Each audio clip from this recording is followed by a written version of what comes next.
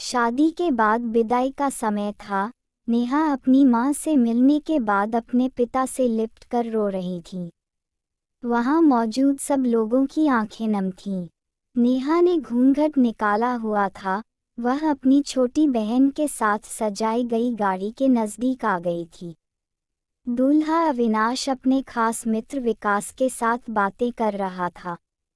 विकास, यार अविनाश, सबसे पहले घर पहुंचते ही होटल अमृतबाग चलकर बढ़िया खाना खाएंगे। यहाँ तेरी ससुराल में खाने का मज़ा नहीं आया। तभी पास में खड़ा अविनाश का छोटा भाई राकेश बोला, खा यार, पनीर कुछ ठीक नहीं था और रस मलाई में रस ही नहीं था। और वह ही कर जोर जोर से हंसने लगा। अविनाश भी पीछे नहीं रहा। अरे हम लोग अमृतबाग चलेंगे, जो खाना है खा लेना। मुझे भी यहाँ खाने में मज़ा नहीं आया, रोटियाँ भी गर्म नहीं थी। अपने पति के मुंह से यह शब्द सुनते ही नेहा, जो घूंघट में गाड़ी में बैठने ही जा रही थी, वापस मुड़ी, गाड़ी की फाटक को जोर से बंद किया। घूंघट हटाकर अपने पापा के पास पहुंची। अपने पापा का हाथ अपने हाथ में लिया। मैं ससुराल नहीं जा रही पिताजी, मुझे यह शादी मंजूर नहीं। यह शब्द उसने इतनी जोर से कहे कि सब लोग हक्के बक्के रह गए। सब नज़दीक आ गए। नेहा के ससुराल वालों पर तो जैसे पहाड़ टूट पड़ा। मामला क्या था यह किसी की समझ में नहीं आ रहा था। तभी नेहा के ससुर राधेश्याम जी ने आगे बढ़कर नेहा से पूछा, लेकिन बात क्या है बहू? शादी हो गई है, विदाई का समय है, अचानक क्या हुआ कि तुम शादी को नामंजूर कर रही हो? अविनाश की तो मानो दुनिया लूटने जा रही थी। वह भी नेहा के पास आ गया, अविनाश के दोस्त भी। सब लोग जानना चाहते थे कि आखिर ऐन वक्त पर क्या हुआ कि दुल्हन ससुराल जाने से मना कर रही है। नेहा ने अपने पिता दयाशंकर जी का हाथ पकड़ रखा था। नेहा ने अपने ससुर से कहा, बाबूजी, मेरे माता पिता ने अपने सपनों को मारकर हम बहनों को पढ़ाया लिखाया व काबिल बनाया है। आप जानते हैं एक बाप के लिए बेटी क्या मायने रखती है। आप व आपका बेटा नहीं जान सकते क्योंकि आपके कोई बेटी नहीं है। नेहा रोती हुई बोले जा रही थी, आप जानते हैं मेरी शादी के लिए व शादी में बारातियों की आवाभगत में कोई कमी न रह जाए, इसलिए मेरे पिताजी पिछले 1 साल से रात को 2-3 बजे तक जागकर मेरी माँ के साथ योजना बनाते थे। खाने में क्या बनेगा, रसोइया कौन होगा। पिछले 1 साल में मेरी माँ ने नई साड़ी नहीं खरीदी क्योंकि मेरी शादी में कमी न रह जाए।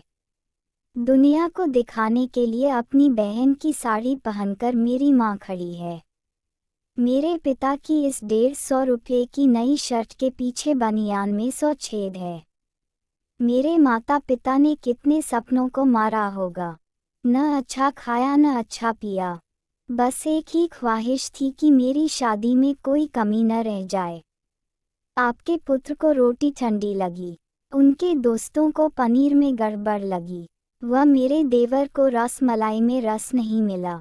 इनका खिलखिलाकर हंसना मेरे पिता के अभिमान को ठेस पहुंचाने के समान है। नेहा हौंफ रही थी। नेहा के पिता ने रोते हुए कहा, लेकिन बेटी इतनी छोटी सी बात। नेहा ने उनकी बात बीच में काटी, यह छोटी सी बात नहीं है पिताजी। मेरे पति को मेरे पिता की इज्जत नहीं, रोटी क्या आपने बनाई, रस मलाई पनीर, यह सब केटस का काम है। आपने दिल खोलकर वह हैसियत से बढ़कर खर्च किया है। कुछ कमी रही तो वह केटस की तरफ से। आप तो अपने दिल का टुकड़ा अपनी गुड़िया रानी को विदा कर रहे हैं। आप कितनी रात रोएंगे क्या मुझे पता नहीं। माँ कभी मेरे बिना घर से बाहर नहीं निकली, कल से वह बाजार अकेली जाएगी, जा पाएगी। जो लोग पत्नी या बहू लेने आए हैं वह खाने में कमियां निकाल रहे। मुझ में कोई कमी आपने नहीं रखी, यह बात इनकी समझ में नहीं आई। दयाशंकर जी ने नेहा के सर पर हाथ फिराया, अरे पगली, बात का बतंगड़ बना रही है। मुझे तुझ पर गर्व है कि तू मेरी बेटी है, लेकिन बेटा इन्हें माफ़ कर दे। तुझे मेरी कसम, शांत हो जा।